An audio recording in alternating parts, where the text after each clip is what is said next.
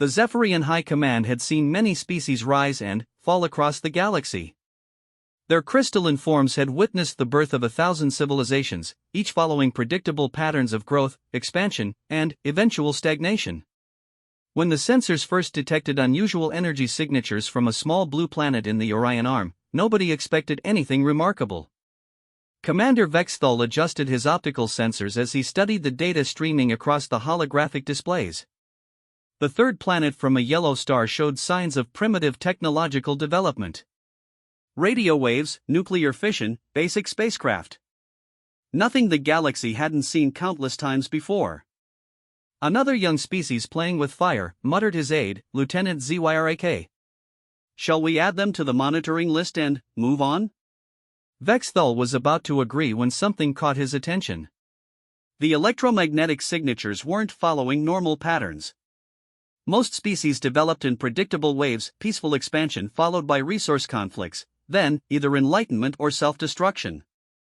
But these humans, as their radio transmissions called them, seemed to be doing everything simultaneously. Look at these readings, Vexthal said, manipulating the hologram to show energy patterns across the planet's surface. They're conducting scientific research, fighting wars, exploring space, and creating art all at the same time. In the same locations. The Zephyrian military had protocols for first contact. Observe for 50 cycles, assess threat level, then either welcome into the galactic community or eliminate if hostile. Simple, effective, and it had worked for millennia. But, as the months passed, the humans continued to confound their observers. The Galactic Council's xenobiologists had theories about species development that seemed to crumble when applied to Earth. Humans fought devastating wars while simultaneously sending aid to their enemies' civilians. They created weapons of mass destruction while writing poetry about peace. They poisoned their environment while desperately trying to save it. It makes no sense, Zyrak reported during one of their regular briefings. Our models suggest they should have destroyed themselves by now. The level of internal conflict should have led to extinction cycles ago. Vexthal had begun to suspect there was something different about humans, but he couldn't quantify it. Every other species the Zephyrians had encountered fell into neat categories. The Kaltorians were logical and peaceful. The Brachyth were aggressive but predictable. The Vorlon were ancient and wise. Humans seemed to be all of these things and none of them. The first real surprise came when human spacecraft appeared in their outer detection grid. Not through any advanced FTL technology, but through sheer audacity. They had strapped themselves to controlled explosions and hurled themselves across the void using nothing but mathematics and determination.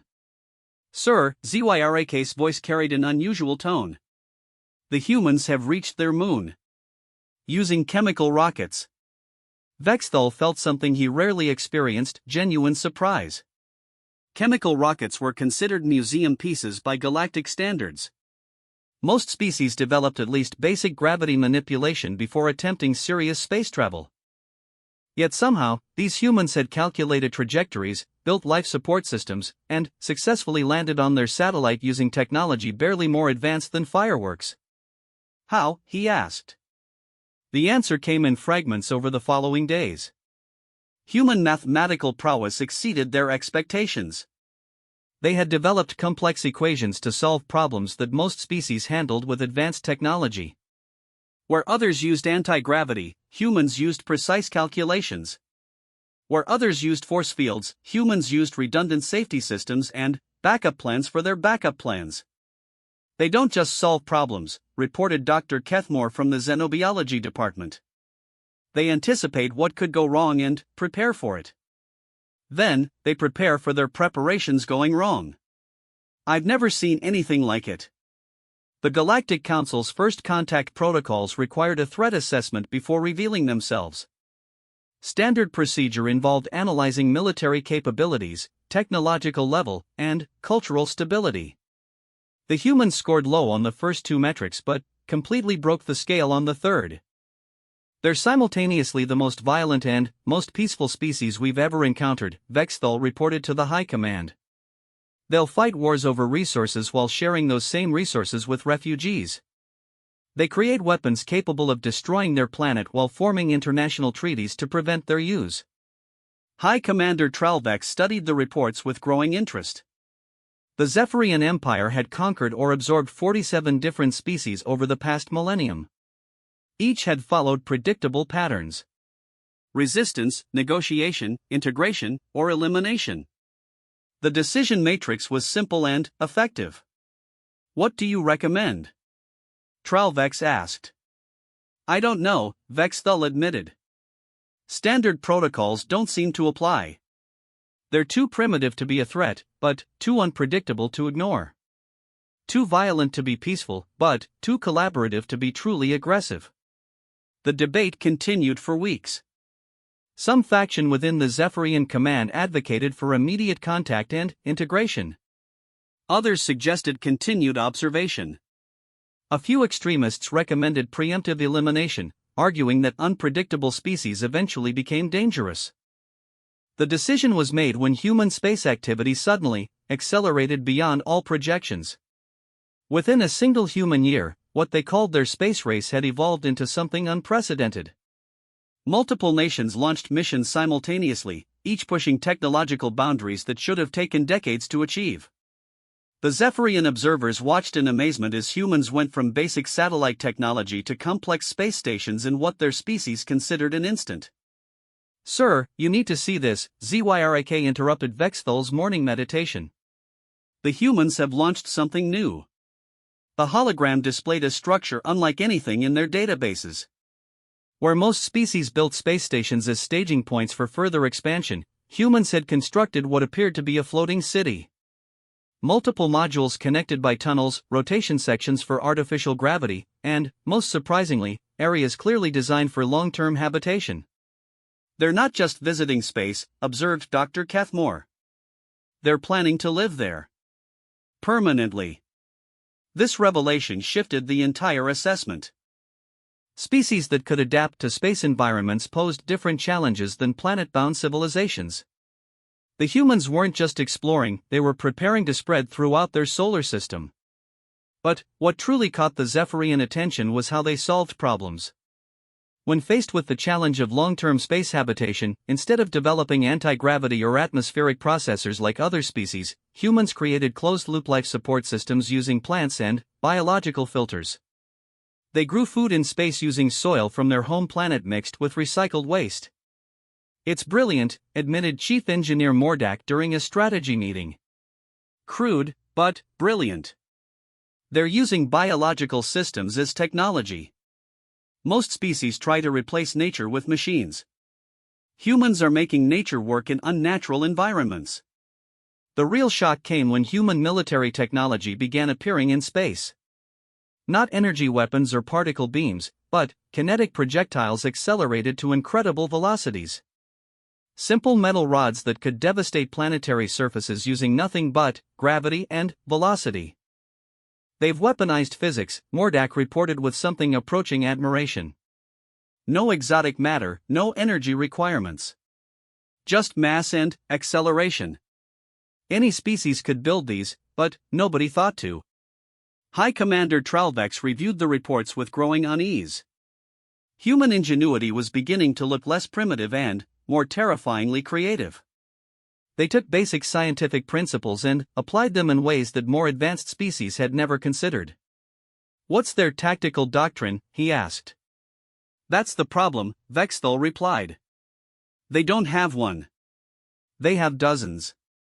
Each nation has developed different approaches to space warfare. Some focus on defensive platforms, others on mobile strike forces. Some build massive battleships, others prefer swarms of small fighters."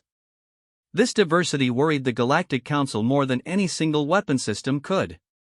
Predictable enemies could be countered with appropriate strategies.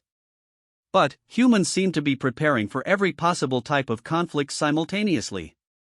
The situation escalated when human deep space probes began appearing throughout their solar system.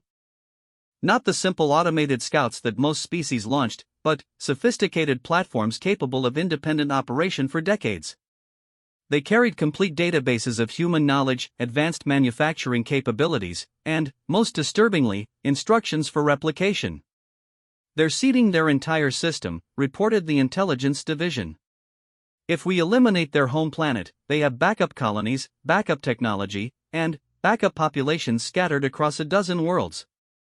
This level of strategic planning exceeded anything in Zephyrian databases. Most species focused their development on single planets until reaching advanced technological levels. Humans were simultaneously colonizing multiple worlds while still using chemical rockets and nuclear power.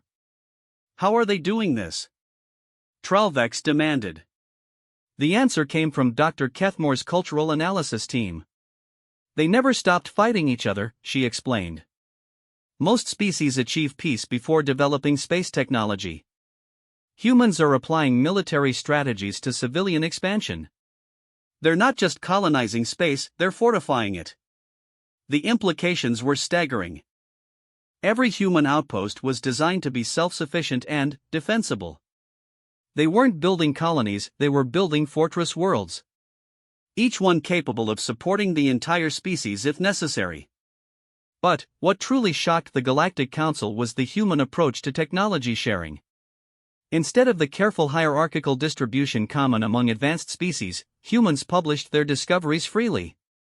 Any nation, any organization, any individual could access their most advanced research.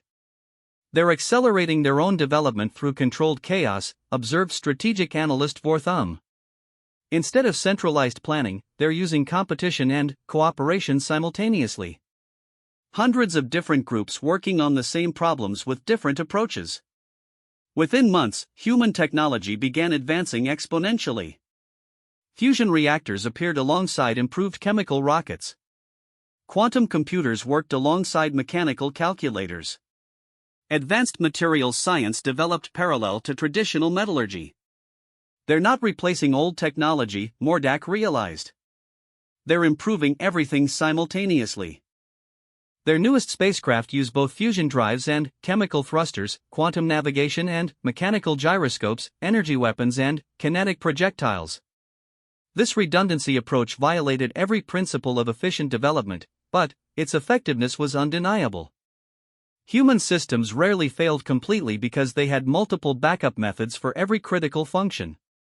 The final straw came when human signals intelligence detected Zephyrian observation platforms. The discovery happened on a Tuesday, Earth Standard Time. Dr. Sarah Chen was analyzing radio telescope data from the Arecibo facility when she noticed something that made her blood run cold. Hidden in the background noise of space, buried beneath cosmic radiation and stellar emissions, was a pattern. Not the random signals that SETI had been searching for decades to find, but something far more subtle and terrifying. Organized surveillance frequencies, perfectly positioned to monitor Earth's communications without being detected by primitive sensors. "Someone's been watching us," she whispered to her colleague, Dr. James Wright. For years.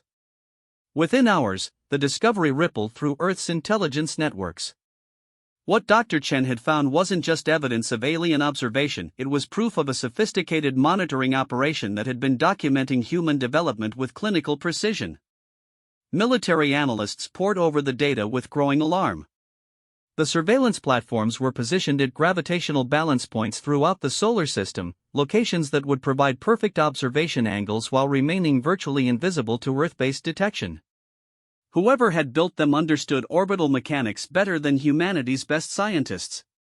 But humans had one advantage their observers hadn't anticipated: paranoia. Decades of Cold War thinking had taught human military planners to assume they were being watched and prepare accordingly. Every major nation maintained counterintelligence operations, signal analysis departments, and, most importantly, contingency plans for scenarios that seemed impossible.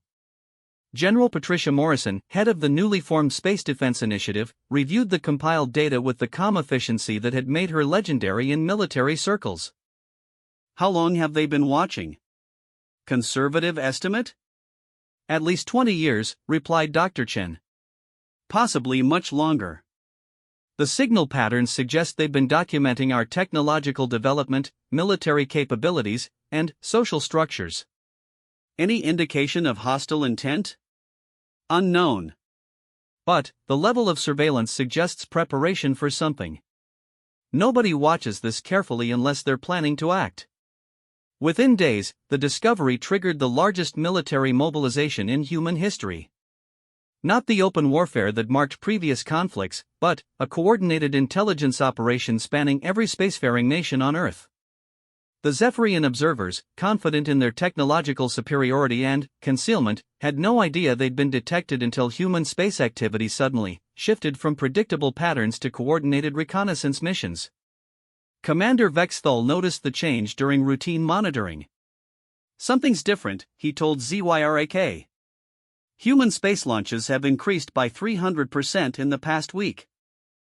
And they're not following previous patterns." Instead of the somewhat chaotic expansion that had characterized human space development, their activities had become focused and purposeful. Military satellites appeared in unprecedented numbers. Deep space probes launched toward specific coordinates rather than general exploration targets. "Sir," ZYRAK's voice carried an edge of concern. "I think they know we're here." The possibility seemed impossible. Zephyrian stealth technology was millennia ahead of human detection capabilities. Their observation platforms used quantum masking fields that should have been completely invisible to primitive sensors. But humans had approached the detection problem differently than expected. Instead of trying to see the invisible, they had mapped what should have been empty space and noticed what wasn't there. Gravitational anomalies, slight variations in stellar radiation, minute changes in the cosmic background that revealed hidden masses. "They're not looking for our platforms," Dr. Kethmore realized with growing admiration. "They're mapping space so precisely that anything artificial stands out by its absence from where it should naturally be." The Zephyrian response was swift and decisive. High Command ordered immediate withdrawal of all observation platforms and preparation for formal first contact. Standard procedures required diplomatic overtures before any primitive species could threaten galactic security. But humans had been planning for this scenario since the discovery. Every major military power had developed contingency plans for alien contact based on decades of science fiction, military theory, and strategic analysis. They'd wargamed scenarios ranging from peaceful integration to hostile invasion, and, most importantly, they'd prepared for deception. "If they've been watching us this long without making contact," General Morrison observed during an emergency NATO meeting, "they're either waiting for something or planning something. Either way, we need to be ready." The human response was typically contradictory and brilliant. Instead of unified planetary defense, each major power pursued independent strategies while secretly coordinating through back-channel communications. To external observers, it would appear that humanity remained fractured and unprepared. Russia began massive military exercises that looked like internal conflicts but actually tested space-based defense systems. China launched what appeared to be commercial satellites that were actually reconnaissance platforms. The United States initiated seemingly routine NASA missions that positioned assets throughout the solar system. Europe, India, and Japan coordinated civilian space programs that created overlapping coverage of near-Earth space while appearing completely unrelated. Even smaller nations contributed through ground-based observation networks and communication relays. The deception was perfect. To the Zephyrians, it looked like humanity had detected something but remained chaotic and disorganized in their response. Multiple competing efforts with no central coordination, exactly what their cultural analysis predicted. "They know we're here, but they're still behaving like primitive tribals," reported Vexthal. Multiple factions pursuing different responses instead of unified action. High Commander Tralvex felt confident in their assessment. Typical pattern for pre-contact species. Fear without coordination. Proceed with standard diplomatic protocols. The Zephyrian first contact message was transmitted simultaneously to every major human government, a holographic communication that appeared in the United Nations building, the Pentagon, the Kremlin, and government centers worldwide. "Greetings, species of Earth," the message began. "We are representatives of the Galactic Council. Your world has been evaluated for potential membership in our community of civilizations."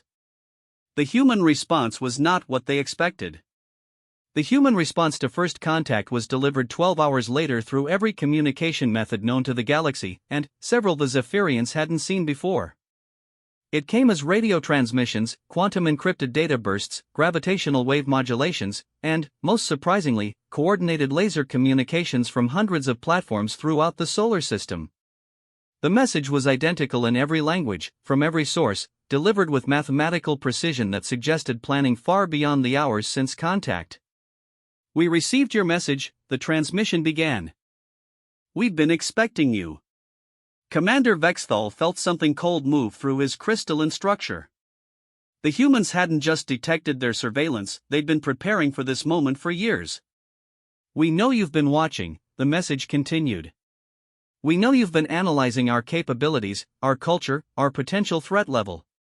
What you may not understand is that we've been analyzing you as well." The transmission included detailed technical specifications of Zephyrian observation platforms, precise orbital calculations showing their positions, and, most shocking of all, accurate descriptions of their stealth technology and how it worked. "Your quantum masking fields create distinctive interference patterns in zero-point energy fluctuations," the human message explained with casual precision. "We've been tracking your platforms for 3 years, studying your technology, and preparing our response." High Commander Tralvex watched the communication with growing alarm.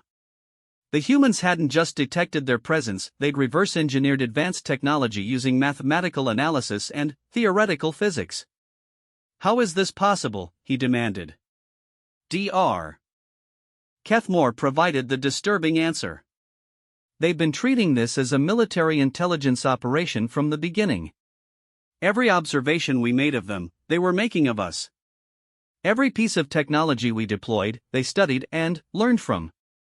The human message continued with revelations that shattered every assumption about primitive species. "We appreciate your offer of membership in the Galactic Council," it said. "However, we've reviewed your organization's historical records, which we accessed through your own observation platforms. Your methods of integration typically involve economic subjugation, technological dependence, and cultural assimilation. We decline."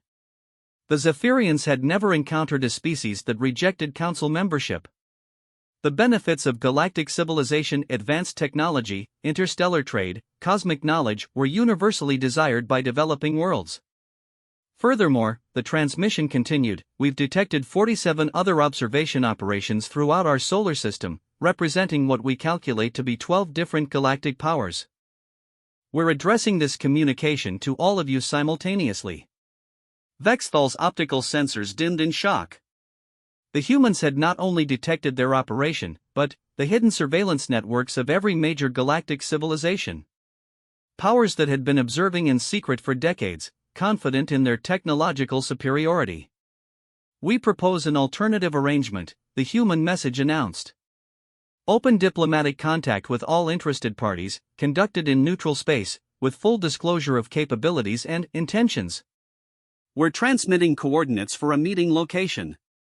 The coordinates specified a point in space beyond Pluto's orbit where humans had apparently constructed a diplomatic facility without anyone noticing.